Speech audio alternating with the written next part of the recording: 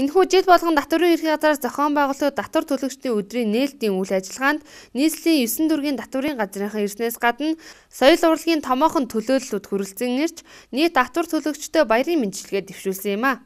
Мөн үүнээс гадна найдвартай шилдэг татвар төлөгч албан байгууллагууд хүрэлцэн ирж үйл ажиллагаагаа танилцуулсан юм а. Тэгээд татвар төлөгчдөө энэ жил хөх дэвтэр гэдэг тийм цомыг бол олгож байгаа.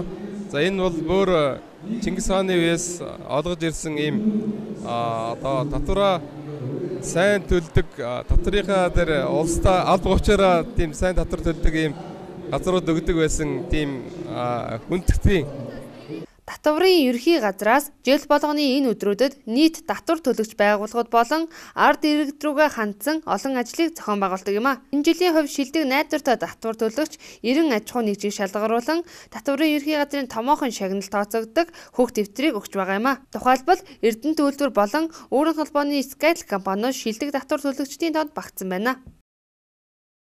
За манайх иргэд рүүгээ хандсан одоо олон төрлийн ажил явуулж одоо автотеврийн үйлчлэгээр ихэд л одоо хороо-хороонууд дээр цагийн хуваар гаргаад хагас бисэнгөө уртсан цагаар ажиллаж байна. Мөн самбаруудын хороонууд дээр самбаруудаа шинжилж байна. Хуулийн шинжин өөрчлөлтүүдийг цаг тухайн үед нь тайлбарлаж таниулж байна гэдэг.